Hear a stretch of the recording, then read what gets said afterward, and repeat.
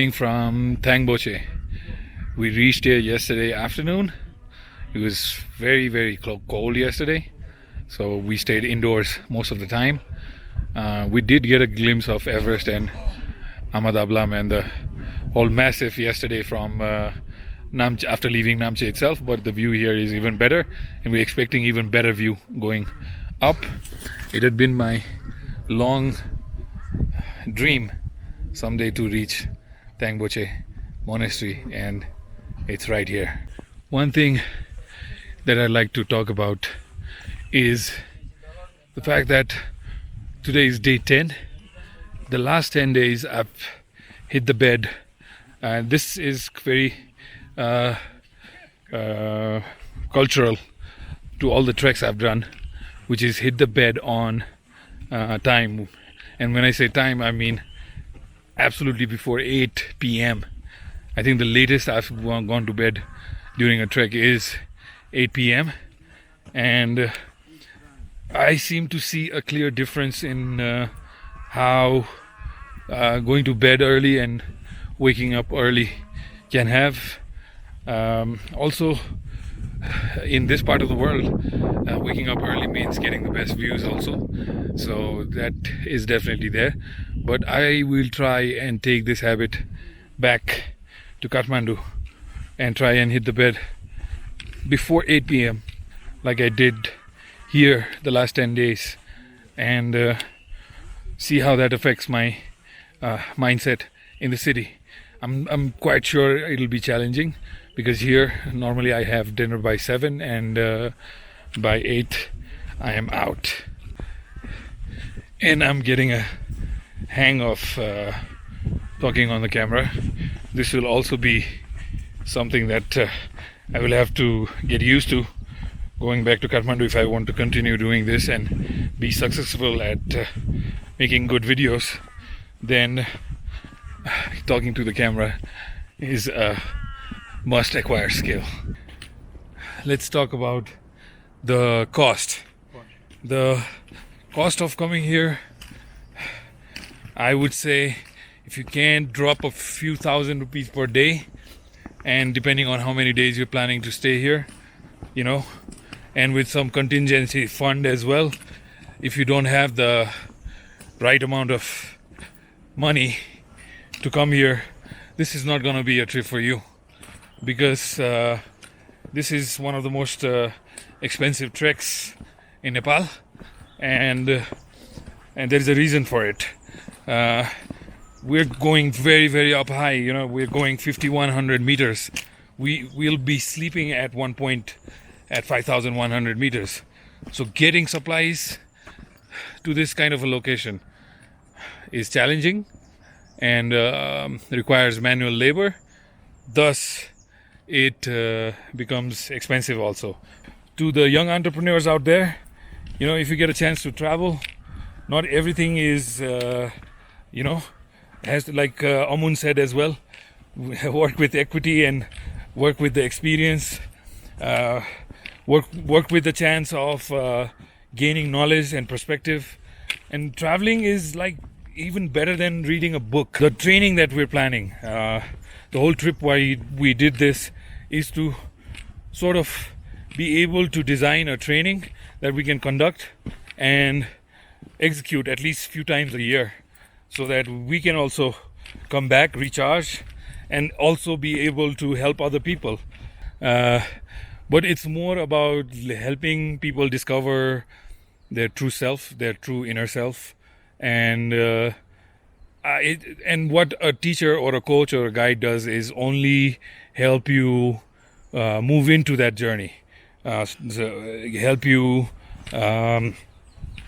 start thinking about these things, so that moving forward in your career, in your life, in your relationships, all those things can come in handy.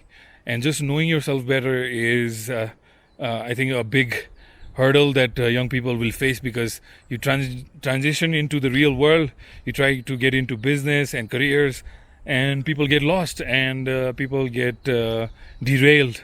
So these trips are important for me with that kind of a mindset where, you know, it is the reset button.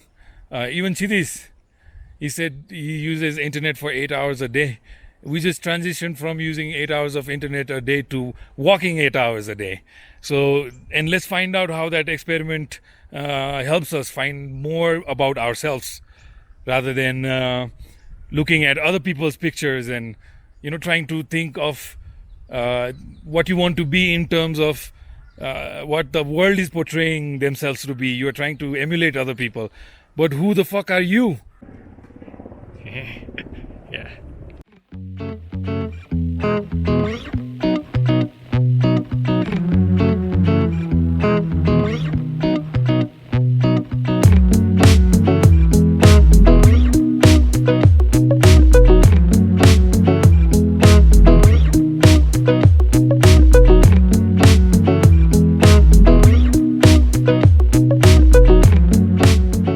This is my first ever trekking experience, and having Asisa with me has created a substantial amount of benefit in my trip so far.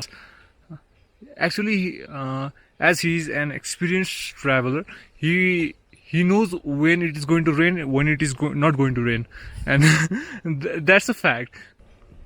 And this is my first ever travel, and I am definitely gonna continue the travel after this trek as well. And I want to ask Asista about a thing actually. Tell me about your first ever travel experience. When did you start it? How did you think of traveling? When I came back from, like I've mentioned in the video we made in Pakding, when I came back from States, I was 88 kilos, 90 kilos. Very inactive. I think the last amount of activity I had done was probably ride a roller coaster in US, the most exhilarating thing, and there was never any sign of adventure, or I never got a chance to explore anything like that till I was 31, I think. And this opportunity came when I think my bug for traveling came when I saw my friend Bijay's trek pictures from Upper Mustang, and those pictures just captured my imagination, and I started talking to Bijay about traveling and how he does the treks and, you know, what it is like. So after talking to Bijay, this is maybe mid 2011, and mid 2012 I did my first trek. So after about a year of finding out about trekking, and I also wanted to test myself, which is I knew I was very unhealthy, and I wanted to find out if I had it in me to do it. But my first trek was definitely all about partying and having fun with friends and just running up and down mountains and not understanding what the hell is going on. So the first trek kind of taught me the challenge part, which is like, you know, I found out how difficult and challenging it can be if you're not physically or mentally strong enough to do this. I don't just say physically, because I've brought boys that are 100 plus kilos and made them climb Gokyori. So it's not just physical. That's absolutely myth buster, I can tell you. If you've seen people here in the okay, we have a yak attack here.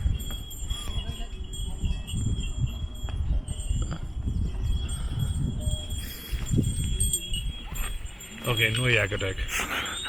So basically, where was I? Yeah, and then the first trek showed me the physicality part, and also being heavy and having accomplished Annapurna base camp. I knew that wasn't the right way to do it. The first trek taught me that is not how you travel. Because when you're in the mountains, it does require you to be in a certain kind of a discipline. You cannot continue to be who you are in the city and then expect different results here. If everything from food to, you know, weather, everything is a challenge, and if you don't understand it, it will not allow you to complete the journey. A lot of people get sick, they can make it past Namche, or, you know, I've heard a lot of these stories. So from my first trek to second trek, third trek, I started to understand this even better and better. I think my second, third, fourth trek were more about taking pictures. I enjoyed that part, you know. I like to make videos. I try to poke fun at friends and get them to talk. I was always the guy making fun in the trek for trek number 3, 4, up to 5 maybe. So you can see those videos in my YouTube channel, which is I just travel for fun after that, and I enjoyed it in my own way, which is understanding trek in a certain way and going at it in my own personal way. I think all the way to trek 5, and then from trek 5 onwards I didn't want to do it with anybody after that. I knew that I wanted to do it my way, and I knew what the benefit was from the trek, so I wanted to use it for myself. I didn't have any ambition to help others, or it wasn't about that. It was more for myself, and it helped me. I asked my family to understand that part of me also, so they understand that every time I go back from a trek they ask me where next, because that's who I am, and that's a part of me. I'm a traveler, and for me traveling through world also is fun. Traveling through mountain is also fun. I see it in the same way, but if I can do it alone I enjoy it the best, because I get to be me. And so from trek number 5 to, let's say, now, I've done it in ways where I'm in charge, and I've taken other groups with me. They've teased me about being a very meticulous, telling people what to do, that sort of a leader, but that's who I am. And I'm quite sure that out of all that, I think that's about a dozen people that I've taken in traveling together. They will all tell you that today, that because of Ashish some things became easy, because I helped them in some ways. If I knew something, I always shared that knowledge, and just made things easier for people. And starting, like Chhitiz said, from budgeting to preparing how much to carry, what not to carry. I can remember one particular person that I took with me, very young person like Chhitiz, had mosquito repellents in his bag. And that is one of the biggest, stupidest shit I've ever seen, because there's no mosquitoes in the mountains. So just knowing those little nuances, because I see him take this out and he's been carrying it for the last 8 days, a big cylinder of a spray that kills mosquitoes. So these little things will make a difference. And if somebody already knows the logistics part, like Chhitiz said, and that is taken care of, then you are in a position to actually get the benefits from what happens when you walk for a long extended period of time in nature. And that's what I want to create, is allow people to get out of their comfort zone, come to a place like this, come to a training session like this, get some exercises done as well, and help themselves move forward in life. Maybe get a clearer vision of where they want to be in 5 to 10 years. And as soon as tap into that, then you can work towards it. And that's how you achieve things. And I can say I've done that in some way, because right now my company operates on its own. It does not need me, so I can sometimes be in the mountains like this. So if I can help with entrepreneurship as well, I will love to travel with business entrepreneurs globally. Anybody who wants to start a business and wants to create an organization, because right now my organization is directly, indirectly supporting 150 people. So if you are also moving into that kind of a direction where you want to create this kind of an impact, then I say come travel with me, man. Hey, if that looks magnificent, and if you think coming to Nepal and getting a leadership training is pretty exciting, then go to the links below, sign up, and we will see you soon in the Himalayas.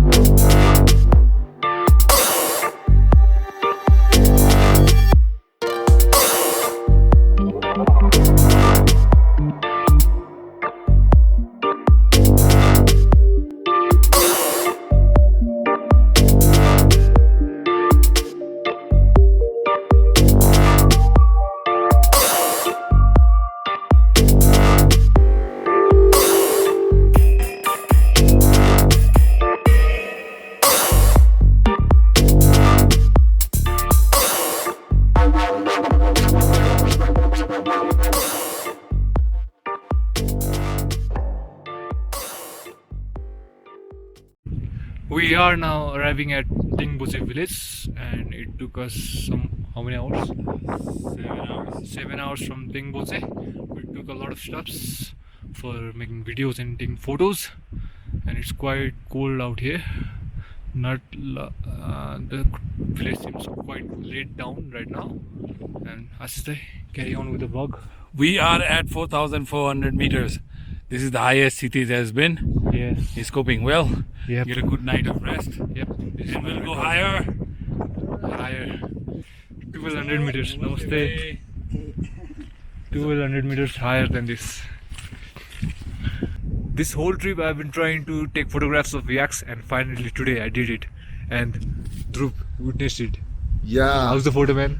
it's good, man. It's really good. Yaks are beautiful. Yep. And yeah, they mind their own work. When they're so creature that they just stare at you and chew. That's all they do. And the yaks are too beautiful, man. And I finally took few good pictures of yaks. I'll post them in my Instagram. Check them out.